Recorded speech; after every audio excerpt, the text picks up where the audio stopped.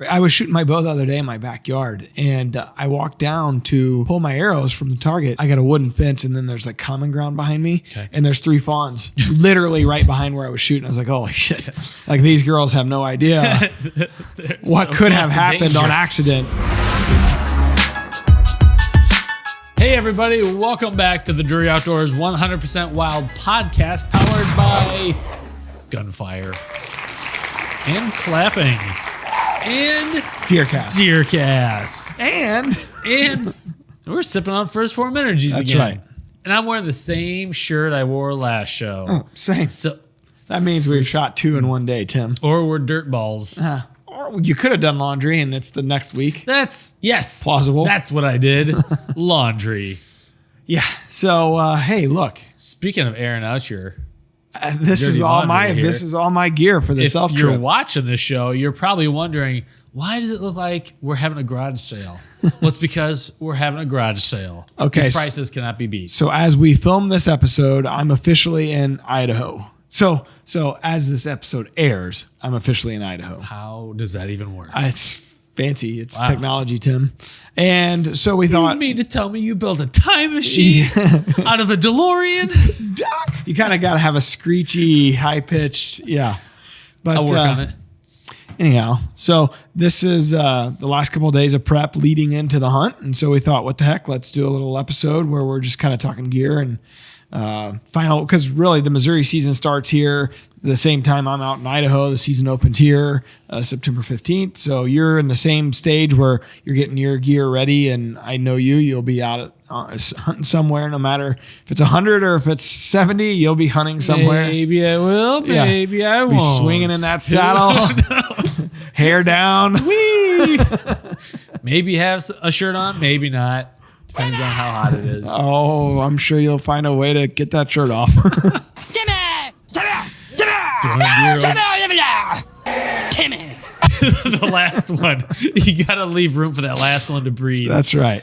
Oh, yeah. Okay. So obviously gear is an important part of the hunt. Yeah. And you want it all dialed in because where you're going, like, you don't have a second chance to, like, oh yeah, I forgot to bring this, or this isn't dialed in. So let's talk through some of your prep and what you're doing to your gear, because this also has implications for all of us going out for a whitetail. Yeah, the reality of it is when I started really diving into it this week, I was like, well, I was going to be doing this anyways for whitetail. There's just a little bit of a difference as far as some of the added gear I'm bringing on the elk trip.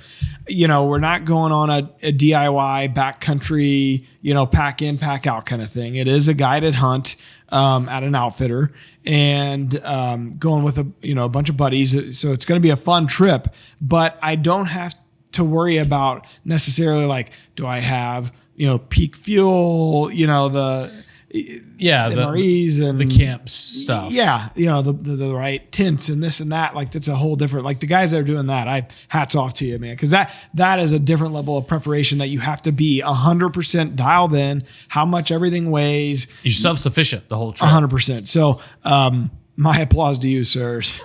Tip my hat. That's not what I'm doing here. But what I am doing is trying to figure out, it's been 5-6 years since I've been on, maybe longer, since I've been out west on a trip like this. Yeah. And I've only really done it the one time, on an elk hunt. So it's a matter of trying to remember what I did then, do a little research online and see what's going on. And then honestly, I ask guys that I know that go on these trips a lot of questions. So I've texted Austin Land a lot, Rick Malik and, those kind of guys. He was just up in Alberta with Corey Jarvis and Dave Kramer. He killed a hell of a mule deer, which was awesome. Really cool scene. He killed it shooting down into these rocks, and then the mule deer goes up and runs, and it's a rock quarry. So all the excavators and tracos and all the equipment's in the background. It's really unique. So you have to check that out on Deercast if you haven't seen it, but I digress. So anyways, as we're going into the final days here, really trying to be super focused in on exactly what I think I might need, not just in camp, but mostly, okay, what can I put in this pack? What will I need in the pack? Because the guide's going to have a lot of stuff. I'm not going to be calling. I don't have to worry about thank God.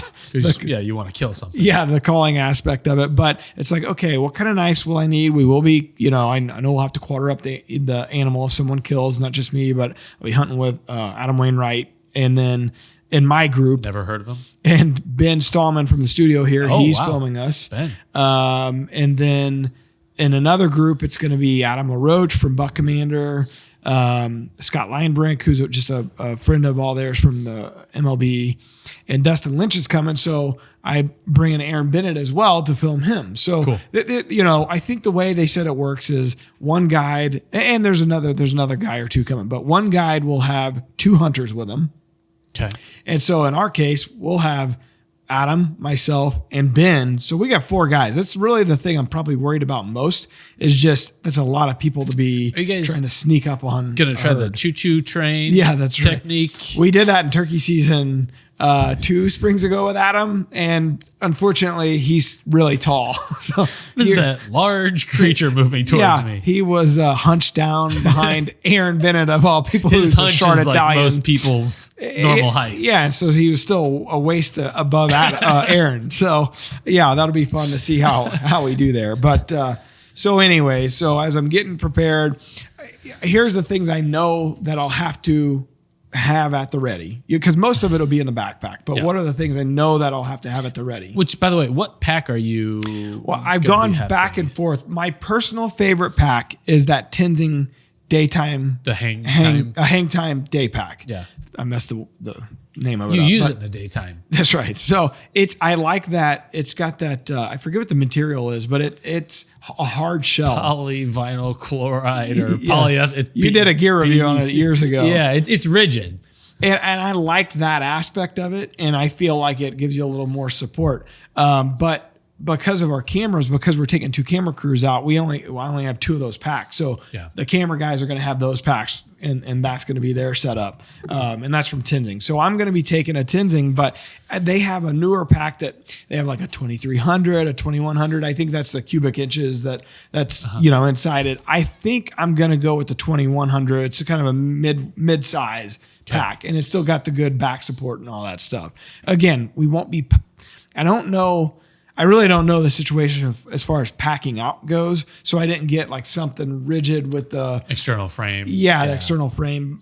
And maybe that's going to be a mistake, but we'll see. You're going to have to carry like a hindquarter in your arms. That would be brutal. Like a baby.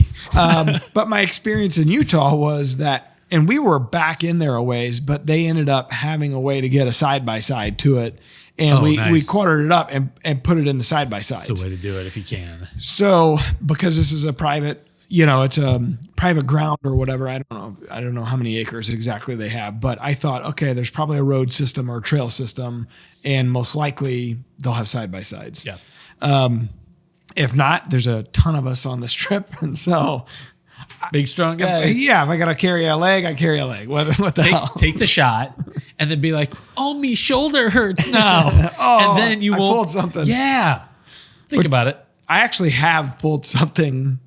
We could get into that later. But so that's the pack I'm going with the Tenzing pack. All my gear will fit in it. I asked Austin, I'm like, okay, what should I really pack inside this thing? He's like, all right, well, the biggest thing would be an extra pair of socks in case your feet, start sweating. He's like, that's the biggest thing. You want to be able to have an extra pair of socks. And not really knowing what kind of spot and stalk situations we're going to get into, I'm going to bring an extra thick pair of socks in case we got to ditch the boots. I know they do that up in Canada at Corey's all the time. That's a different style of hunting, mule deer hunting. They're in those canola fields a lot.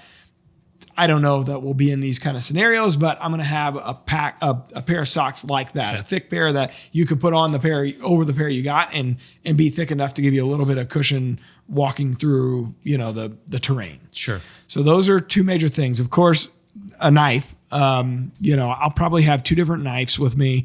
I like the muddy. Personally, I like this muddy. I think it's a switchback or something. I think that's what they call it, something like that. It's a replaceable blade. And Cold Steel makes them as well. But I'll bring 2 different ones of these. I got a kind of like a gut hook version of it, and then just the regular blade. And of course, I'll have extra blades with me. So I'll bring that. Okay. Because I'm also aware that typically the guides will have their their set of knives that they, Yeah, they're comfortable with them. Exactly. Yeah. And I'm trying to think through this. Another major thing, zip ties. So I always like to, I do this in my whitetail pack anyways. You never know. A lot of times I'll have it just for tag sake in case you're out of state and they still have paper tags. In Missouri, it's all on the app, so you really don't need it. But anyways, I'll have zip ties in case something breaks, busts, whatever. We can jerry rig it together. Zip ties are amazing. Yeah. And so if you're watching the podcast on YouTube or on Deercast, one of the things I have in front of me is the Leupold bino harness. It's kind of that marsupial, kangaroo style patch that you see guys wearing. I've gotten really comfortable with this the last couple of years for as far as my whitetail hunting goes. And out west, it's even more handy, to be glassing with that. I'm using the BX4 binocular from Leupold. It's got that rangefinder inside it. Slick. It's pretty nice. So it's a 10 by 42. It's a little bit thicker as far as like fitting inside this pouch goes. It is a little harder to get it in and out of it, but it's a really awesome binocular. And if you're not in the heat of the moment, I think in the heat of the moment, I'm still going to reach for my rangefinder. Yeah. And so I've attached that to the side of this thing. So through the buckle, a lot of guys will zip tie it or Velcro it or somehow get it right there in the very side. For now, I'm going to start with just going through the buckle. Yeah. And it's a little bit kind of to the side, but we'll see if it's basically the biggest thing is you want to be able to reach for it and grab it quickly and put it back in and not really have to think about it at all. So in the heat of the moment, if we got an elk close, I'll default go to the rangefinder, and I am using that rangefinder that I think it's is it the T? Let me think. Let me look at it. It's probably got it on the side here. Oh yeah, RX 5000. So that's the one that you can plot it on a map. So we're working on it to have it in Deercast. I probably won't have it in time for the hunt, but for deer season, I'll have it. In the meantime, it'll work on Google Maps, Apple Maps, and some of the other hunting apps out there. So I look forward to trying that technology out and seeing how that works. So that's kind of to me, outside of the actual bow, arrow, release aid, the broadhead, to me, this is probably the most important piece of gear that I'm going to have is glass. Yeah, especially as a flatlander going out there, like the scale is so different. So being able to just understand how far away that is to put yardages to your glassing. Yeah, would probably be helpful. And speaking of that, I am bringing a spotter. The guide has a Leupold spotter, a real nice Leupold spotter, but I'm bringing a little bit of a smaller one that can fit in my pack real easily. It's not too heavy, and forgive me, I don't remember what the name of this one was. Let's see here. It's a Gold Ring Compact 15 to 30 by 50. So this thing, it's just really easy to keep in your pack and it's not heavy. And so I thought, okay, we'll have this as well. We'll have a tripod with us, a Leupold tripod. It's actually behind you there. It's real nice. It's got a real nice fluid head on it. So we're bringing the tripod more for camera gear, but obviously if we set up and we're sitting on the side of the mountain, we can, pull out the spotters and use those. Yeah, it can't hurt to have another set of eyes up there looking around. Yeah. One thing that I don't really know just yet, how this is going to go. When I went on my elk hunt last time, it was a rifle hunt. It was easy, had the sling on. You're just, it's easy to walk around with a gun with a sling. I am a little nervous about what it's going to be like walking through the mountain with this bow. I'm shooting the Matthews Lift. It's a 29.5. And they do have that system where I love that. Yeah, you can attach, like, this is a sling, and again, if you're watching it, I'm holding up their sling, and it attaches to the bow. They have these little, I don't know, what would you call those? They call them a silent connect system, but they're knobs essentially that just sit inside the limbs, just below the limbs. Yep. And so I'm gonna bring that. I'll have it in my pack, but I don't know. I don't know yet if I'm gonna like that, how ergonomical it is. But I am going to bring it because I could see at times if you're walking 7-10 miles throughout the day, not wanting to be holding your bow the whole time. What I will say I found when I wear, because I'll take my bow in the sling to the stand, I like to hold it on my left shoulder because I'm right-handed. otherwise, the sight housing keeps wanting to bump me in the hip, and I don't want to screw with the sight housing at all. Yeah, I could see that. So that's kind of the ancillary items attached, right? Yep. The bow itself, I'm shooting a new HHA sight that they're coming out with. It is a adjustable sight like HHA is famous for, but it's a single vertical pin, but it's got the 2 pins like the Rise did, but it's a new version of it, and it's got a little bit of a different wheel and all that. I can't show it just yet, but I got that just a few weeks ago. So we changed the mods on my bow. I went from 85% let off down to 80. Changed from 27.5 inch draw to 28. The guy I went to thought I was just a touch short on my draw length. Sure. And I will say it has improved the grouping, the let off side of it especially. Good. But you do have to, if you change your mods like that and you're used to 85, you do have to get used to it'll yank you a little bit. And you're, every once in a while, if I'm not totally concentrated on my sequence of events, I do find myself kind of pulling forward a little bit before I'm ready to shoot. So you got to watch out for that. And just make sure that you're fully, at the wall of that thing and shoulder blades back. So shooting a lift, as I said, and I switched on the Victory arrows. I'm still shooting the same Victory arrow. It's a VAP arrow, but I added more weight on the insert that I use. It's a micro diameter, and I was using a 35 grain insert. I switched to a 50, so it's a little bit heavier FOC. There you go. But I am shooting 100 grain broadhead. I'm going with that 2-inch kill zone from NAP. So I'm going to shoot that this year too. Yeah, I shot the kill zone max last year a little bit. I liked the head. It's 2 3/8 or something. Yeah, and it's a good head. But for elk, a lot of guys are like, I wouldn't even shoot any expandable. Some guy says it doesn't matter unless you're obviously unless you hit the shoulder, so lay off of that, which I've had issues with in the past. So I'm going with the 2-inch. It's an expandable head. It's what I'm kind of used to and familiar with. That's what we've shot an expandable, obviously Rage forever. So that's what I'm going to go with. I've shot down at mom and dad's. I got, I can kind of reach out there a little bit more than I can at my house. So went down there and shot a couple times and it shoots pretty well. I mean, it says, shoots just like a field tip.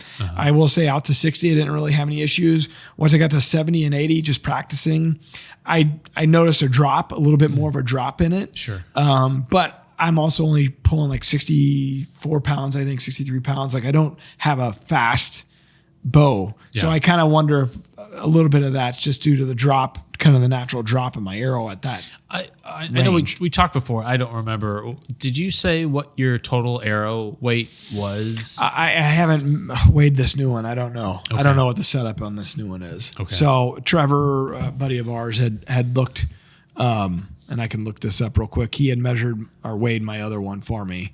So I started thinking about going to 125 grain broadhead, but I didn't make the decision soon enough, and we're already here at season, so I'm just gonna stick with 100. And that's what he had suggested. He's like, well, easy way, if you don't want to switch a bunch of things around, is just to add more weight to the broadhead. And I thought, well, I just kind of want to. I don't really want to do that. So I with my whitetail setup, I just wasn't sure I wanted to do that. So.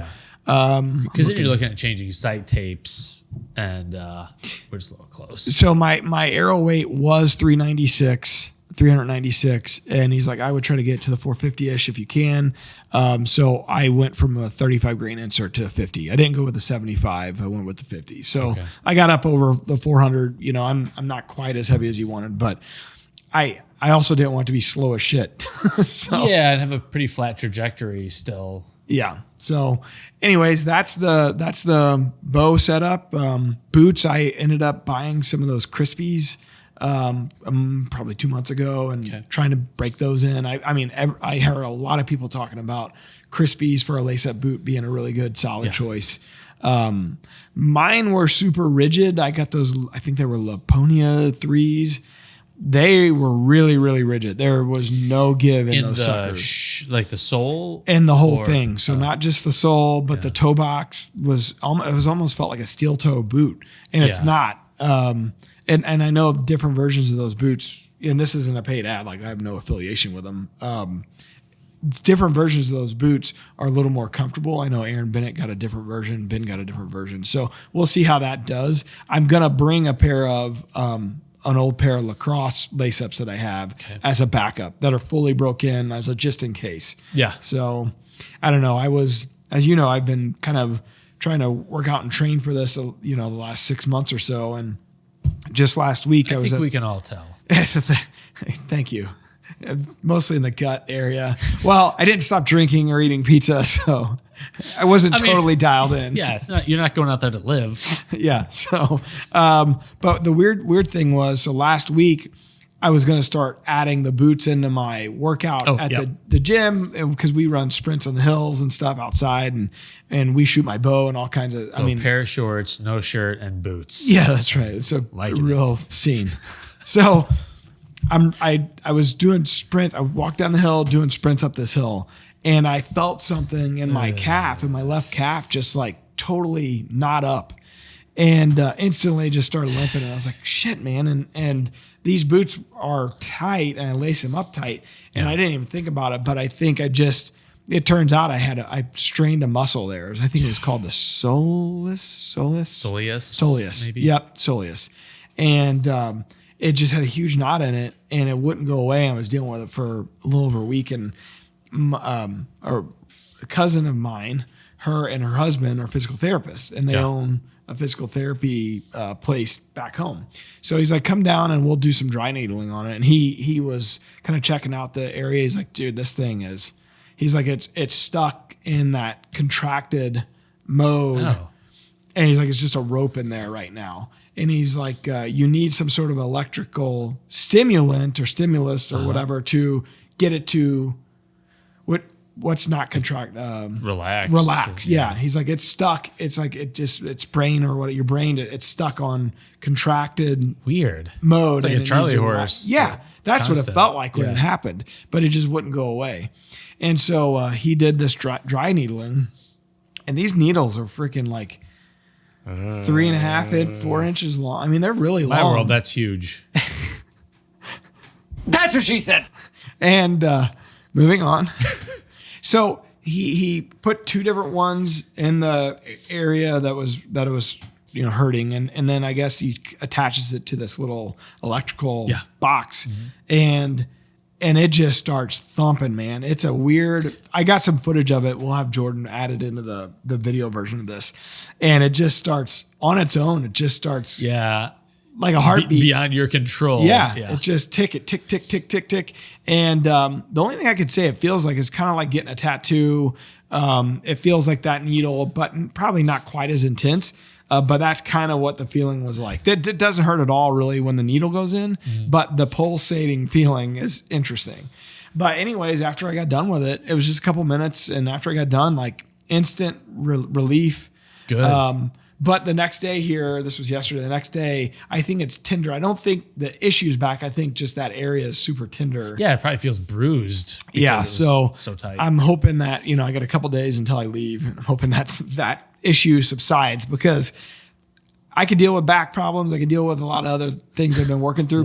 Walking, which is all we're doing, I was a little worried about. So anyways, we'll see how we do. And we got the boots. I tried this new thing called Sheep Shape. It's a company out there. They have an app that they scan your feet. I guess the old way they used to do it is send you a box that was like a foam. Oh, sure. And you put imprint your feet in it and you send it back to them, and they make molds and they create insoles for you to put in your boots. And so I ended up doing the app version. Well, I did both versions, but I did an app version. You just scan your feet, and I guess it with the shadowing LiDAR or whatever. Foot exactly. They create this insole for you. So I haven't gotten it yet. I hope that comes in time. If not, it is what it is. I'll just deal with it. Haven't had it before, but I'm hoping that comes in and I can add those to the boots and see if they make a difference. But that's it, man. That's the big gear list. I'm sure there's 1,000 other little things. Lights. I got 3 or 4 different headlamps, Cyclops lights, extra batteries, those kind of things. I'm trying to think what else. I got to check on the legality of this. but I have a handheld thermal for recovery, tracking. That Leupold. Leupold handheld thermal thing. I got 2 extra. That's a real super weird battery size. So I picked up 2 extra batteries for that. Okay. I need to check before I actually bring it with me, obviously, to make sure it's legal, because there are some things that are not legal there. You cannot attach any kind of electronics to your bow. So like I can't put a GoPro or a tech cam or anything like that on it. You cannot have a sight light on your sight. Okay. So I can't attach, little fiber optics light. Yeah. But light and Nox are okay. So good. Just interesting little tidbits and things like that. Mm-hmm. So that's one of those things when you go on an out-of-state trip, you really kind of need to read up, make sure you can't count on the guide. You got to make sure you know your stuff. Always, yeah. Even though they prepare you as much as they can, you got to make sure you still know kind of what you're doing. What about on the snack front? The snack front, I will be covered. So I'm bringing a bunch of the Phorm protein sticks. So they have the protein bars, it's like candy, which are really tasty. But sometimes you got to watch out if it's super hot, which I don't think it's going to be on this trip. The lows are in the low 30s, highs in the low 60s. Perfect. I think it'll be perfect. But if it's like early season in the Midwest and you put one of those in your backpack, there's a good chance the chocolate and stuff might be melted on it. Yeah. But we'll have those. We'll have these protein sticks. My favorites are like original barbecue, and then the sharp cheddar. So we'll have those. I'll have some of the Phorm energy drinks. I don't know if I'll be bringing those like out with me or if packing cans in. Yeah, if it's just in camp, probably just in camp. Sure. I do have one of those Camelback like water. Yeah. I don't know. Again, I didn't even need that in Utah. We just had a bottle of water. I assume that's going to be what it's like. We're just putting bottles of water, in the packs, and then I'm bringing those hydration sticks. Oh, sure. From Phorm, just to make sure, if it does get hot or we're, out packing a long day, you got kind of something. Strawberry guy. That's what I got. Yeah. But yeah, I'll have plenty of snacks. That's the one thing I never go without. But I always try to have a healthy snack. Yeah. So heck yeah. That's it, man. As far as like food and stuff, it's a guided, outfitted deal. So they'll be back at camp, I'm sure. Man, I'm pulling for you guys. It's going to be an adventure no matter what happens. Yeah, I'm excited, but I am definitely nervous about it. Just total out of your element, kind of thing. I think my gut tells me out of the group, out of my small group of Wayno, Dustin Lynch, myself hunting, and Ben and Aaron filming us, I would be super thrilled if we killed 1 or 2 bulls for TV, for Bow Madness. I think, my gut tells me we can get out of the 3 of us, somebody will get 1.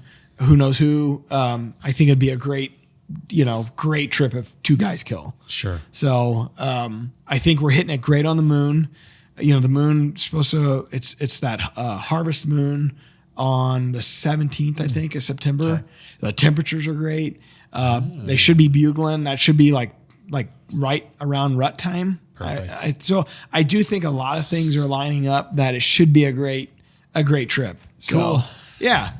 So who knows this time next week when people are listening. Yeah. Yeah, and I'm hoping Adam will actually jump on the podcast. He's the only one that I just cannot get to line up with his schedule. What else is he doing now? Well, a lot, actually. So he's a host for, is it Fox Sports or MLB? I forget, but he's one of their announcers on the games. He's also doing his country music career. God bless him. Yeah, so he's touring and doing that thing, and so I don't know when the guy finds time, staying busy to be at home, but he that's the gig. So unreal. Yeah. So anyways, that's the trip. I'm excited, and hopefully we'll have some good stories to tell. We'll have stories to tell. Whether they'll be good or they'll be the classic Matt Drury stories, we'll see. Can't wait. So will you have reception out there? Do you know? So what's interesting is I had the guy send me an address this week. I'm like, hey, send me the address because we fly into Boise and it's a 2-hour drive up to McCall, Idaho, and he sent me the address and shit. It's right in the middle of town. So it's I think they have a house. Suburban elk hunting. Yeah, I know they have a lodge somewhere out there, but I guess I don't know how many people they have in camp. So we're in this house that's real nice. I found it on Airbnb. I did the stalking, internet sleuthing, and super nice house. Doesn't look like there's enough beds and bedrooms. So Ben, better call Big Spoon real quick. Aaron get to sleep together. Ben, when we were texting each other, he goes, "Oh, I think you and Aaron would be more comfortable." And I'm like, "No, this one's on you guys." So I don't know what we're going to get into there, but it's right on this little river that comes out from a lake in McCall. Bring your Zebco. Yeah. I'll have the Zebco. There's a hot tub, so whoa. Plan on bringing this swimsuit? No, Dang. I'm just joking. We're gonna go all nude. I told Ben, I was like, dude, all natural. Dude, Ben's gonna be running some video. No. Yeah, he will. From like inside the house, you'll see the curtains peek open, and then the camera lens move in. Real creepy like. No, wait, that would be Scott. Yeah. So anyhow, other than that, I don't know what else to say. I'm sure there's going to be, wind check. Mark, I asked Mark, he used to elk hunt a ton. He's like, man, the biggest thing is wind.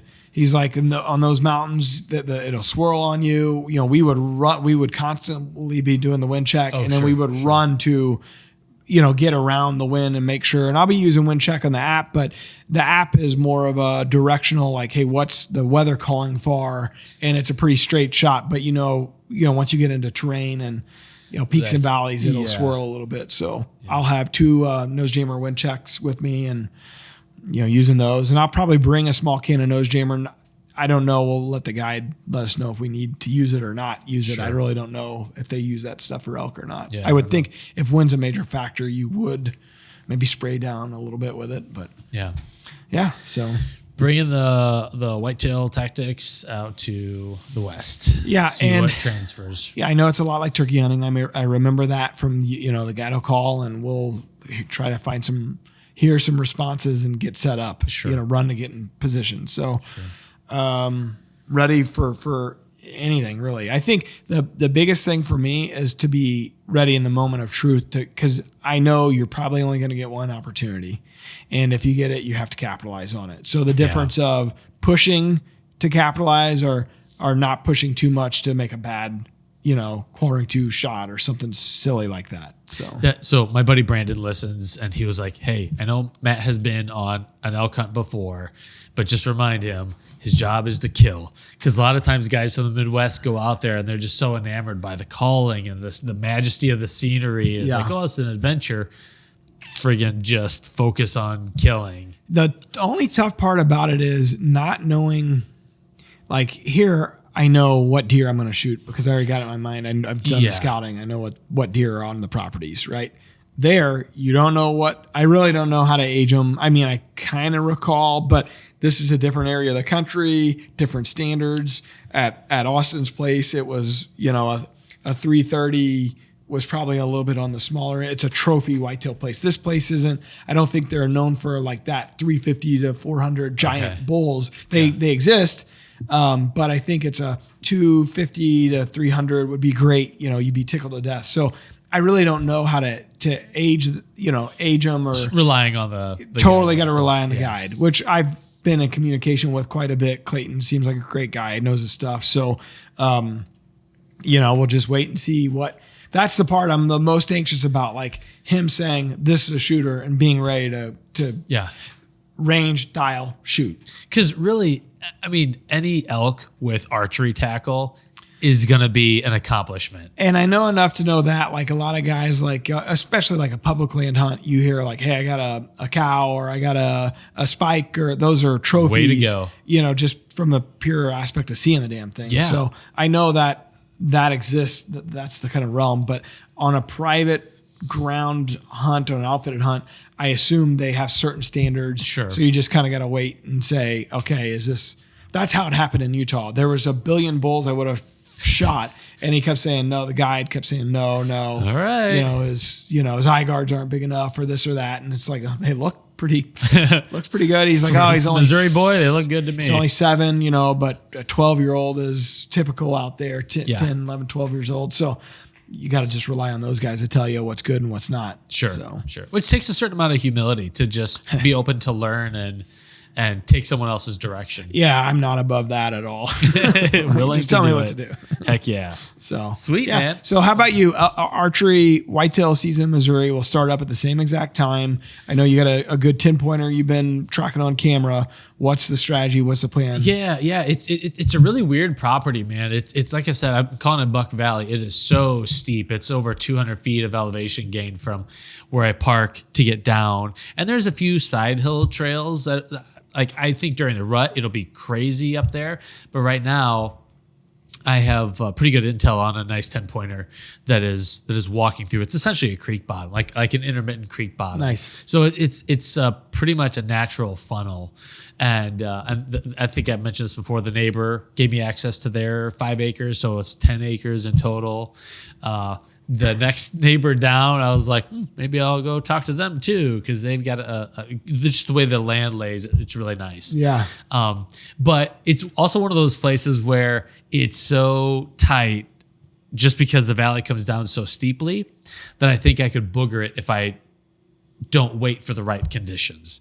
So I'm gonna have to temper. Like I love getting out on opening day because I'll shoot a bunch of does, mostly because we love to eat them, and the properties I hunt and eat them. Yeah. So this is one that I'm gonna have to really wait until I get just the right scenario. But it lays out nicely for an evening hunt because he beds somewhere up in the valley and then works his way down. So the thermals, I think it all plays well for where my stand is. And I've got clover popping there now. My rain station in Deercast, though, it's saying that the next rain isn't going to come until like Friday, I think the 13th. Friday. Yeah. And it's just a little bit, but man, we need it because this clover's right at that. Mine's dying. Stage where, and it's, down in the valley, so it's kind of shaded. The soil's a little bit moister down there, but it's still, it's going to get hot here today. And then, leading into the season, it warms up for the first week of the season again, and then it cools off a little bit again. Yeah. So, things can be really, really good if that clover gets a real good chance. Yeah. Because there's nothing else around like it. Yeah, it's such an attractant when there's no other food source like it. Of course, acorns, everybody's kind of reporting they're starting to drop early, and that's a little bit of an issue. It's great if that's, if you're hunting an acorn flat, in the timber, which you tend to do a lot of times. So it might be another positive for you. It's tough because the timber where I hunt, it's all oaks. A few hickories, and there's just food everywhere. So it's needle in a haystack kind of scenario, and I can't put out mineral. So there's really the food plot has got to be, and then just the natural travel. This deer's probably 4.5 years old. I'd like to shoot 5 and up, but the way you're hunting, it's just not a reality a lot of times. Nope. And especially after 2 years of not killing a mature buck. Yeah. And Sophie wants to kill, Bo wants to hunt. Sure. So I've got a full dance card. Yeah. I don't want to wait around. Yep. No, it makes sense. We'll see. But man, I'm so excited. Well, hopefully those couple days leading into that full moon, even though it's hot, maybe there'll be an opportunity to capitalize. Yeah, it'd be nice. So, but if not, like shooting a few does, I just love shooting does. It's so much fun. Yeah. And it gets the cobwebs off. That's as much as anything. That's probably one of the best aspects of it, because it is different, man. The first time you shoot at a deer for the year, it's just. And what's the name of the broadhead you're shooting again? The Kill Zone. The Kill Zone. There's a Kill Zone Max, which I shot last year, and then there's a Kill Zone. So that's a 2.3, and this Kill Zone's a 2-inch, and it's a no collar, kind of situation. It's an expandable, and I will say that the blades are a little bit stiff. It's so I do work them a little bit before I use them to try to make sure when I actually shoot something, they open up and deploy just fine. I don't know if you need to. I just feel better about it if I kind of work them in and out a little bit on the ferrule. Yeah, and I plan on shooting the Kill Zone, so trying to take a few does early on will give me a good sense for. Yeah, and we're working on a new broadhead with NAP. We are working on Mark and Terry and Wade and Perry and Forrest, and we all helped kind of give input on.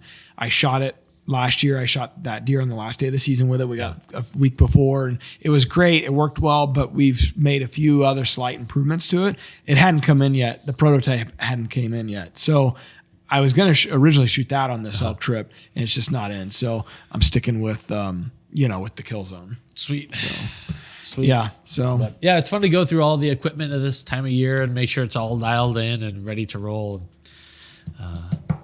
I'm ready for it. yeah, I think I am too. It's interesting, of all the properties, the different leases and stuff. There's really only one that's got a few bucks on it, and it hadn't in years past, and it does this year. So I'm excited to get in there, and it's a property we know really well. So I think I'll have a good opportunity if I don't miss the first cold front, which is highly likely that could happen. But if I don't miss that cold front the first week of September, usually you get one towards the end of September, and then the first week or two of October is like a good cold front, and I know where I'm going to be sitting. So Heck yeah. yeah, so we'll see. Sweet.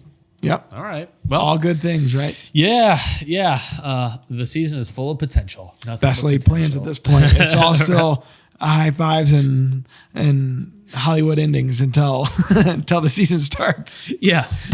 Let's do a supercut and like jump to January. We're both bedraggled and grizzled from the season. Yeah, no doubt. So always does that. so that's it, man. I think I got a big Plano bow case for the air freight. You talked about the travel part of it. Through TSA. Yeah, I'm gonna put TSA locks on it, and then I'm gonna padlock my cam so if someone opens it up and tries to pull it back like a dummy that doesn't know what they're doing, they can't dry fire it. So I am gonna do that. And then the arrows, I'm a little worried about. I got this. I don't even know where it would have had to have been an old Plano case I had, a hard case, but it says it's a Bowmax. It's a Plano arrow case. It's just built for arrows. I think what I'm going to do is actually put that maybe on my carry-on with me, not the broadheads. I'll put those in the bow case, in some sort of protective little case inside there. But I think I'm going to take my actual arrows that I'm going to shoot with me as a carry-on, with no field points or anything like that, but which shouldn't be an issue even if I had the field points. But that way I just know the arrows can't get messed with. Yeah. Yeah. And maybe that's overkill. I don't know, but that concerned me a little bit about, I know that if I put them in the case, it should be fine, but you never know, man. You should get like an open quiver and just put them on your back. Well, I was reading some threads, and a guy he was using his backpack as his carry-on, and he did have it, minus the broadheads, he did have his arrows with him like that. Yours are festive. They got the DOD wrap on them, right? Yeah. Yeah. So I'll probably just have the case with me though. Sure. I wouldn't think that would be an issue. As a carry-on. No, I don't know. Who knows? It's on the longer side. It is. You're right. You know what? I could fit it in the case though, so I'll probably mess with that. I got some of that foam we ordered on Amazon. Sure. The case has foam in it, but you can really dial your setup in and make sure everything fits snug and nice and neat. So the case has a spot where arrows go, but I don't want I run those tack drivers, 2.75, and they're really rigid and they can bend. And I don't want them to get bent or anything, know. So I think I'm gonna have my practice arrows in the case, and I want to keep my real arrows in this case. I don't blame you. So, and then you get to shoot while you're out there too, right? Like there's a place. I sure hope so. I'm the kind of guy that will want to do that several times. So that was a bonus. This new Buck Valley place that I'm hunting, the previous owner has a archery target that they built like a trailhead, almost like on my way down, there's a target right there. So I could warm up a little bit and then walk right down. In fact, I put a camera up by it and I have a picture of a little spike buck walking right past the archery target. Perfect. It's like, that's irony. Yeah. Perfect. I was shooting my bow the other day in my backyard, and I walked down to pull my arrows from the target, and I got a wooden fence, and then there's like common ground behind me, and there's 3 fawns literally right behind where I was shooting. I was like, holy shit. Like these girls have no idea what could have happened on accident. And I've had accidents back there. So, oops. Yeah. Like I've hit the fence before. That'd be one to have. It's been a while, but it has happened. Yeah, it's possible. So, dang. It's like, girls, run along. It's no good back here. Yeah. So, all right. Well, best of luck on opening week for you. Yeah. Same. Yep.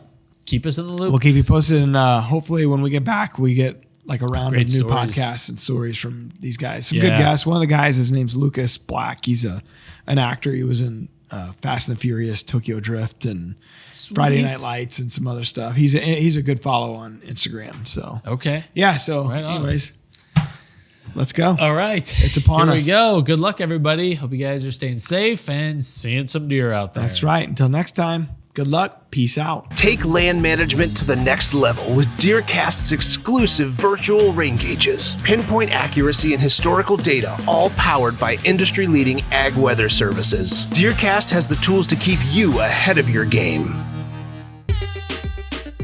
We're adding new videos every week, so make sure to click that subscribe button and check out all of our amazing content. This episode of DoD TV is brought to you by DeerCast Maps, waypoints, weather, virtual rain gauges, and more. Every tool you need to get ahead of your game.